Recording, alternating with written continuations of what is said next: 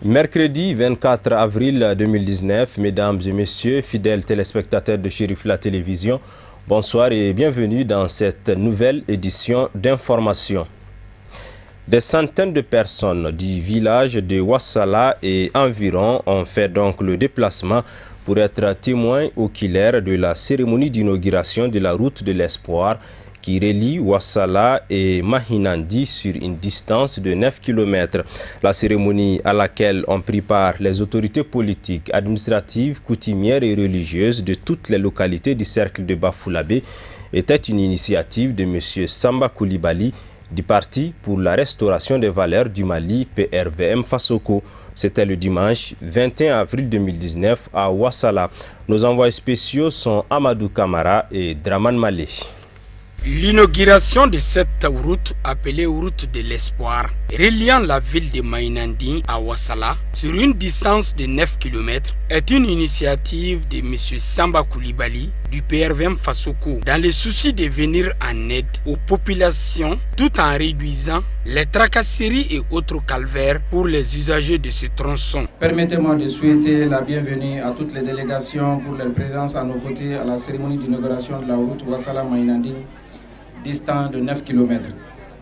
Que toutes ces délégations, sans exception aucune, venues spécialement pour la circonstance, trouvent ici toute notre reconnaissance et notre satisfaction. Oui, cette matinée est symbolique pour les usagers de cette route puisqu'elle marque la fin d'un calvaire longtemps vécu par les différents villages qui fréquentent cet axe nuit et jour. Il s'agit notamment de Douna, Gola, Segodunga, 880, Solinta, Walia et Djoubeba. Ce mieux-être passe nécessairement par une bonne route pour pouvoir vaquer quotidiennement. Oui, c'est la quête du bonheur qui pousse les uns et les autres à se déplacer vers les centres urbains pour faire écouler leurs marchandises ou chercher de quoi subvenir aux besoins vitaux de leur famille. Faut-il le dire, cet entretien d'infrastructures routières a aussi bénéficié de l'accompagnement de toute la jeunesse et de toutes les femmes de Magadougou, de Barinta, de Gimbaya, bref, de toute la population du cercle de Bafoullabé. Pour le porte-parole des populations bénéficiaires, la réhabilitation de cette route vient à point nommé car elle facilite le quotidien des usagers qui, selon lui, pour accéder à Mahinandi, pouvaient passer des jours et des jours. On a débuté ce travail il y a un peu longtemps, donc avec ce même parti Fassoko. Donc les villageois ont fait beaucoup d'investissements. Donc de Magadougou, Walia, Gimbaya, Ouassoulou, c'est-à-dire on a beaucoup travaillé. On a fait des extractions de cailloux, des extractions de gravier pour ce travail. Mais Dieu merci, aujourd'hui, le travail a pris fin. Le travail a pris fin. Vraiment, nous sommes vraiment contents. Parce que l'accès Ouassala-Mahinandi fait 9 km. Mais les 9 km là, vraiment, il arrive un moment, surtout en période hivernale, ça pose beaucoup de problèmes. Donc vraiment, nous sommes vraiment contents. Nous sommes vraiment ravis, très contents de ce travail-là. Donc on ne fait que remercier le parti Fassoko et remercier Samba vraiment qui a pris l'initiative. Au dire du donateur, qui est M. Samba Coulibaly, le trajet Ouassala-Mahinandi était un véritable casse-tête pour les usagers en général, particulièrement les malades et les femmes enceintes. C'est indéniable. La section pour la restauration des valeurs du Mali, PRVM Fassoko, a initié ces travaux d'entretien routier pour faciliter la circulation des personnes et des biens. L'objectif est d'assurer plus de fluidité sur cet axe qui contribue sans nul doute à relier les différentes communes du cercle. Primo, la route Ouassala-Mahinandi, nous retrouvons là la commune rurale de Bafoullabé et la commune rurale de Maïna. Secondo, cette même route permet aux habitants de la commune rurale de Walia d'avoir accès plus aisément à celle de Maïna et de Bafoullabé. À noter également que plusieurs chantiers et autres infrastructures sont en voie d'être réalisés sur l'initiative du PRVM Fassoko et de son secrétaire général M. Samba Coulibaly non moins candidat aux futures élections des députés. L'hôtel de l'Amitié de Bamako abrite du 24 au 25 avril 2019 l'atelier de planification de l'action de coopération Sud-Sud sur la migration. Pendant 2 jours, les participants venus de Côte d'Ivoire, du Sénégal, du Mali et du Maroc travailleront de concert sur la problématique de la migration. Reportage Alhamidou Badini, Seydou Niari. Le Maroc a initié depuis plusieurs années une politique migratoire ambitieuse et inclusive en vue de renforcer les liens avec ses ressortissants et favoriser l'intégration des immigrés originaires d'Afrique de l'Ouest, notamment la Côte d'Ivoire, le Sénégal et le Mali, avec qui il a signé un mémorandum le 25 février 2019. C'est dans ce contexte que s'inscrit le présent atelier de planification qui réunit 2 jours durant les acteurs des différents pays concernés. Le projet Action de coopération Sud-Sud vise la valorisation de la coopération en matière de migration et la promotion du partage d'expériences entre les parties prenantes. Au Maroc, pays émetteur et terre d'accueil, nous considérons la migration plutôt comme un levier de développement bénéficiant à la fois aux pays d'origine, aux pays de résidence et aux migrants qui font le trait d'union entre les deux. C'est à partir de cette conviction que le Maroc a élaboré depuis 2013 une politique migratoire intégrée, construite sur les principes universels des droits de l'homme.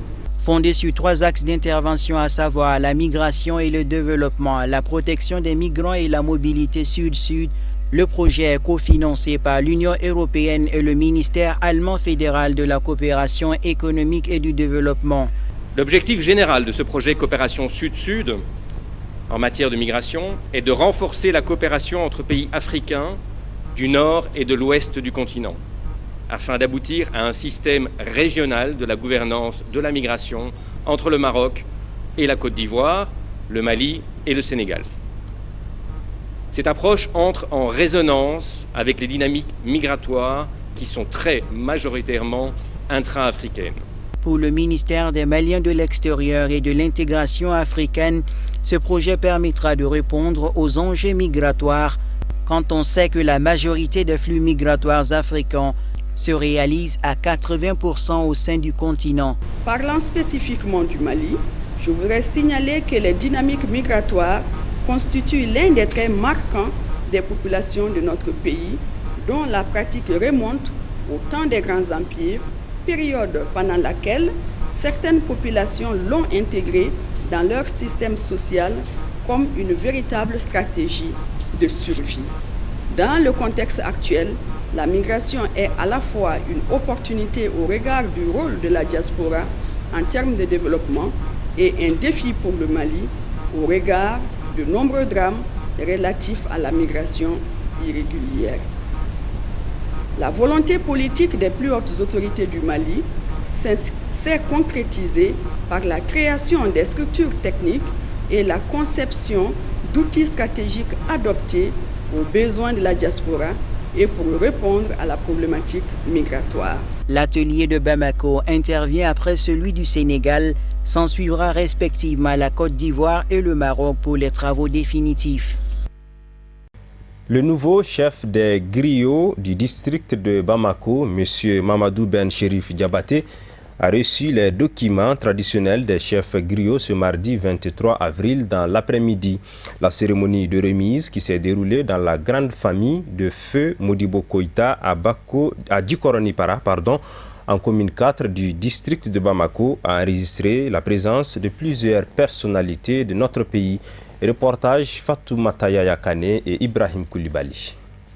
Le nouveau chef des griots, M. Mamadou Ben Chérif Diabaté, occupe officiellement le trône des griots après Feu Modibo Koïta. L'honneur est revenu aux membres de l'association des griots du Mali de remettre à leur chef nouvellement intronisé les outils traditionnels qui sont entre autres son bâton de commandement et une gibecière contenant d'autres objets de culte. Le bâton, c'est pour s'appuyer. Le chef des griots et l'ensemble des griots du Mali doivent s'appuyer sur ce bâton pour prôner la paix, la médiation, la réconciliation, pour qu'on puisse aller au développement durable dans notre pays.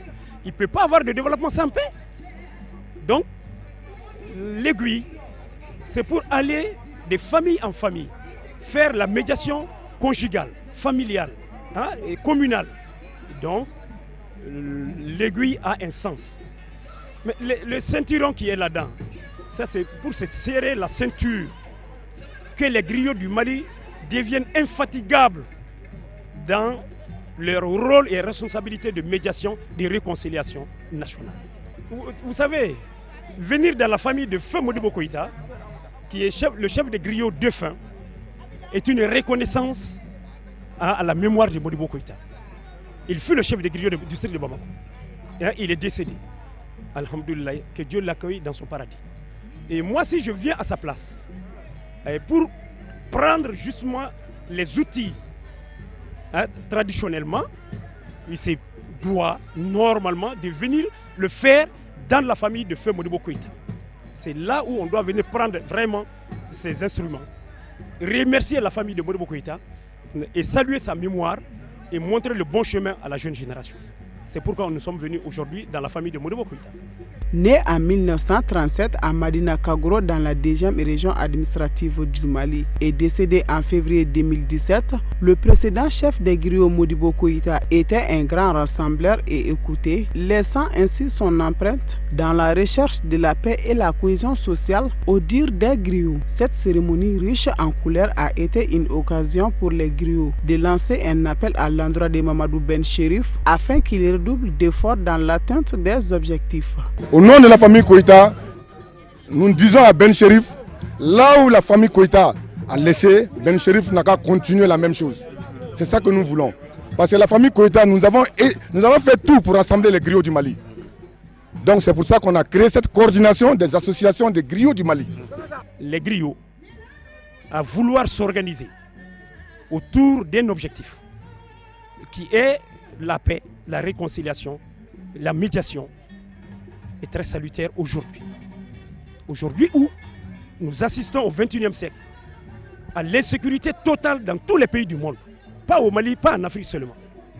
Mais le cas du Mali, les Maliens doivent aujourd'hui faire un ouf de soulagement à voir les griots, détenteurs des valeurs sociétales traditionnelles, gardiens des valeurs traditionnelles, s'organiser, à avoir vraiment un leader. Ça, c'est salutaire. À travers cet événement, plusieurs autres témoignages ont été faits sur le parcours de Modibo Koïta ainsi que des chansons dédiées aux successeurs du trône. Le mardi 23 avril 2019, le Club 66 a procédé à son siège Sisa Suleiman Bougou à la remise officielle de chèques d'1 million de francs CFA à 3 nouveaux gagnants. La cérémonie de remise du chèque s'est tenue sous le contrôle du secrétaire général du Club 66, des heureux gagnants de la semaine et de plusieurs autres invités. Reportage Sadio Sidibé, Samba Traoré. D'entrée de jeu, le secrétaire général du Club 66 a expliqué les critères de sélection des gagnants relatifs à la régularité dans le paiement des cotisations, à l'ancienneté 75%, les tirages au sort à 25%. Il a aussi rassuré l'assistance de la transparence dans les tirages et de la fiabilité du Club 66. Pour en être membre, il y a des critères. Il faut s'inscrire comme membre. Et cela vous amène à vous acquitter d'un droit d'inscription qui s'élève à 10 000 francs annuels, qui vous donne droit à une carte. Et cette carte peut vous apporter aussi un certain nombre d'avantages, parmi lesquels une assurance accident à partir du 6e mois d'adhésion, qui permet à l'assurance de prendre en charge vos frais d'accident, vos soins, n'est-ce pas, en cas d'accident, jusqu'à 2 millions près. Un autre avantage est que nous faisons la vente des produits alimentaires et denrées de première nécessité à des prix promotionnels, notamment les céréales, le riz par exemple, le sucre, qui va commencer certainement en début de mois prochain dans nos agences. Et les détenteurs de cartes peuvent certainement obtenir les céréales à des prix assez bas afin de soulager leur souffrance. Les personnes ayant bénéficié de cet appui se sont réjouies de l'initiative tout en remerciant les membres du Club 66. Je suis très contente pour ces 1 million. Je remercie tous les membres du Club 66. Vraiment, je suis très contente. Les chèques d'1 million de francs CFA remis à chacun des 3 heureux bénéficiaires sont des fonds d'amorçage, a souligné le secrétaire général du club. Aujourd'hui, le Club 66 compte plus de 60 000 membres, dont 13 000 environ en règle de paiement. Nous sommes à près de 60 000 personnes, n'est-ce pas? Mais tout ce nombre n'est pas à jour, n'est-ce pas? Il y a un grand nombre qui n'a pas encore compris qu'il était nécessaire de se mettre à jour pour profiter de tous les avantages. Et c'est ce que nous répétons tous les jours. Pour bénéficier des avantages liés et au paiement de 10 000 francs et au paiement de la cotisation hebdomadaire de 225 francs, il est nécessaire d'être à jour. Et c'est ça qui permettra à l'association d'atteindre ses objectifs, parce que nous comptons avoir jusqu'à 1 million de membres au Mali. Le principe veut que 75% soient sélectionnés par ordre d'arrivée, donc par ordre d'inscription, les 25% par tirage au sort. Les objectifs du Club 66 sont la promotion de la solidarité, l'entraide afin d'éradiquer la pauvreté. Il est à souligner que l'association met désormais à la disposition de ses membres des céréales de bonne qualité. La cérémonie a pris fin par une photo de famille. L'actualité africaine et internationale est commentée par Marietou Diallo.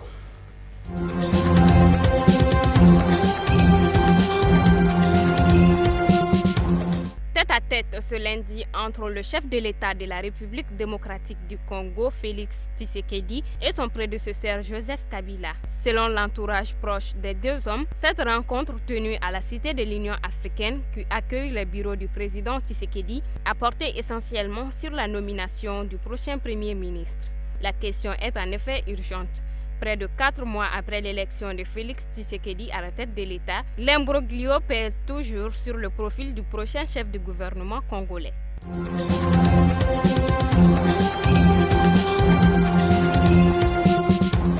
La révision constitutionnelle controversée permettant la prolongation de la présidence d'Abdel Fattah al-Sisi, qui renforce ses pouvoirs et ceux de l'armée égyptienne, a été approuvée par un référendum à 88,83%. Les Égyptiens ont voté du samedi 20 au lundi 22 pour ou contre la modification de plusieurs articles de la Constitution qui limitaient notamment la présidence à 2 mandats consécutifs de 4 ans. Si le référendum a été organisé en un temps record, 4 jours après un vote au Parlement, il a été sans véritable débat de fond sur les enjeux de la réforme.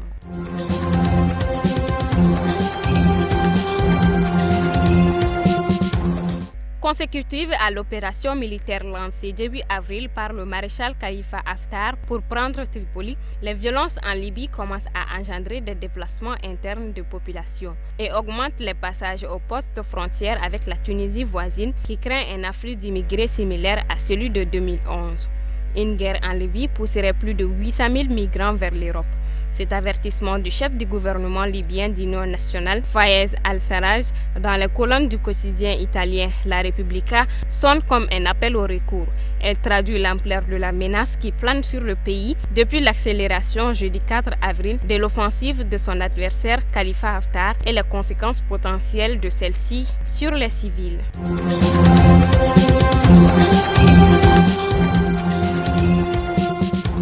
La police ougandaise a annoncé mardi avoir assigné à résidence le chanteur et opposant Bobi Wine, potentiel adversaire du président Yoweri Museveni à la présidentielle de 2021. En invoquant des raisons de sécurité nationale, député d'opposition, Bobi avait été interpellé pendant quelques heures lundi à Kampala par la police pour avoir tenté d'accélérer au lieu d'un concert interdit par les autorités.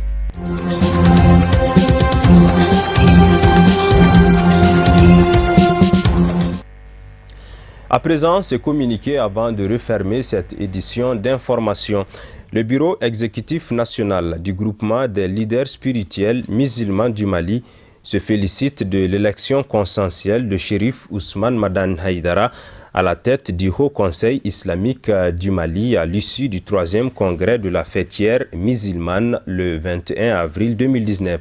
Le bureau exécutif national du groupement des leaders spirituels musulmans du Mali se dit être convaincu que la compétence, le professionnalisme, les qualités humaines de l'homme, notamment sa capacité d'écoute, son esprit d'ouverture, son sens du dialogue assureront le succès des missions qui lui seront assignées. Le bureau exécutif du groupement des leaders spirituels musulmans du Mali adresse ses sincères remerciements à l'ensemble de la communauté musulmane du Mali pour l'esprit d'unité des musulmans qui a prévalu durant tous les travaux de ce 3e congrès du Haut Conseil islamique du Mali et pour le choix consensuel autour de Chérif Ousmane Madane Haïdara, guide spirituel des Ansar et non moins président du groupement des leaders spirituels musulmans du Mali. Le bureau exécutif national et l'ensemble des organes du groupement des leaders spirituels musulmans du Mali félicitent le président Chérif Ousmane Madane Haïdara pour son élection, lui réitèrent leur soutien inconditionnel et lui adressent les vœux de réussite. Le présent communiqué est signé le premier vice-président Thierno Hadi Oumar Thiam, chevalier de l'Ordre national du Mali. C'est sur ces notes que se referme cette édition d'information. Merci à vous, téléspectateurs, de l'avoir suivi. On se donne rendez-vous, s'il plaît à Dieu, pour d'autres informations sur Chérif la Télévision. Bonsoir.